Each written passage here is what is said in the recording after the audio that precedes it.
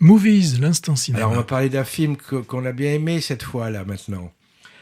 La fiancée du poète. Attends, moi je l'ai pas vu encore. Toi, Ah, bon, moi, je l'ai faut pas que je vu. te convainque alors. Ouais. Bon, on va jouer à ce jeu-là, on va se convaincre. Alors, amoureuse de peinture et de poésie, Mireille, une dame plutôt originale, s'accommode de son travail de serveuse à la cafétéria des Beaux-Arts de Charleville, c'est dans les Ardennes, où on la voit arriver avec sa valise au début du film.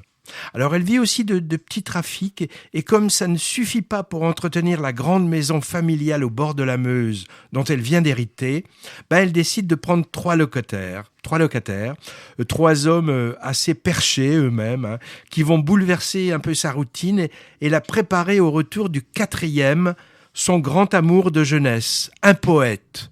Enfin, paraît-il. Donc là, on a affaire à un film, on va dire, rural, qui prend des chemins de traverse en faisant la part belle à des individus plutôt barges et qui ont l'air heureux dans leur marginalité, même s'ils galèrent un peu, à l'image du personnage principal.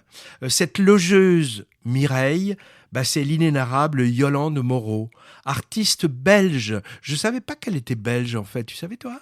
Elle est belge, comme beaucoup de gens qu'on aime bien d'ailleurs. Ah oui, on l'aime bien, oui. Alors, elle a un fort crédit de sympathie auprès du public et même un noyau de fans inconditionnels depuis son apparition chez les Deschiens avec son camarade François Morel, ou en Séraphine aussi, inoubliable, rôle qui lui a valu un César en 2009. Oui, ce matin, j'ai entendu sur France Inter où François Morel était en train de parler de Yolande Moreau et il nous disait qu'elle a gagné quelque chose. C'est pour le théâtre de Vernon où ils avaient proposé 5 noms d'actrices et aussi de personnalités comme Gisèle Halimi et d'autres. Eh bien, c'est elle qui a gagné, en quelque sorte. On baptise un théâtre à son nom. Voilà, mais le théâtre, c'est où Vernon ? Vernon, je pense que c'est en Normandie, si je me souviens bien. Elle va être contente.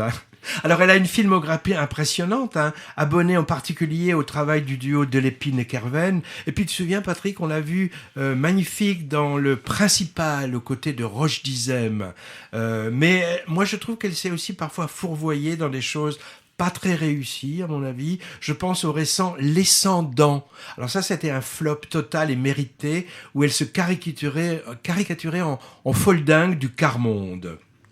En tout cas, on la retrouve là en grande forme, et on peut dire que c'est elle qui participe grandement au charme du film, qu'elle a par ailleurs signé. C'est son 3e long-métrage en tant que réalisatrice. Alors, à ses côtés, un attelage de personnages masculins non moins déjanté, interpellé entre autres par Grégory Gadebois encore. Interprété. J'ai dit interprété par Grégory Gadebois. Bon, il était aussi dans le film de Woody Allen, tu me dis. Sergi Lopez et même William Scheller. William Scheller, il vole les scènes à chaque fois qu'il apparaît.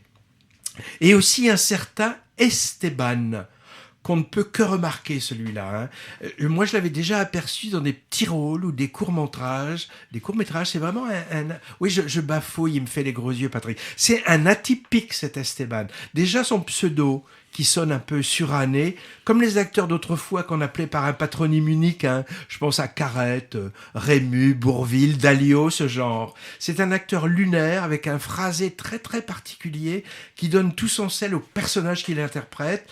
Je sais pas comme il y a pu avoir par exemple Michel Simon, ou dans un autre genre, l'exubérante Ariel Dombal, par exemple. Il y a un autre acteur qui a une signature vocale comme ça en ce moment, une diction très particulière avec laquelle les metteurs en scène jouent, c'est Raphaël Quenard, vu cette année dans Le Chien de la Casse et dans Yannick. En tout cas, cet Esteban était présent avec Yolande Moreau pour la présentation du film au Festival d'Angoulême cet été, où il a été d'ailleurs primé pour son scénario, et ils nous ont fait un sketch tous les deux. Leur complicité artistique, qui se voyait sur scène, participe à la réussite du film. Donc La fiancée du poète, c'est une sorte de conte sur une famille alternative, avec des personnages enfantins, tous plus ou moins faussaires, qui se déguisent en curé, en poète, en peintre, en cow-boy. Et il est en même temps joyeux, exubérant, mais aussi mélancolique. Et il devrait, à mon avis, plaire au public qui a plébiscité le récent La Grande Magie. je lui trouve une tonalité décalée et poétique similaire. Du coup, je doute que ça plaise à mon camarade Patrick qui avait, si je me souviens bien, détesté le film de Noémie Lvovsky. C'est le mot, c'est le mot. Movies, l'instant cinéma.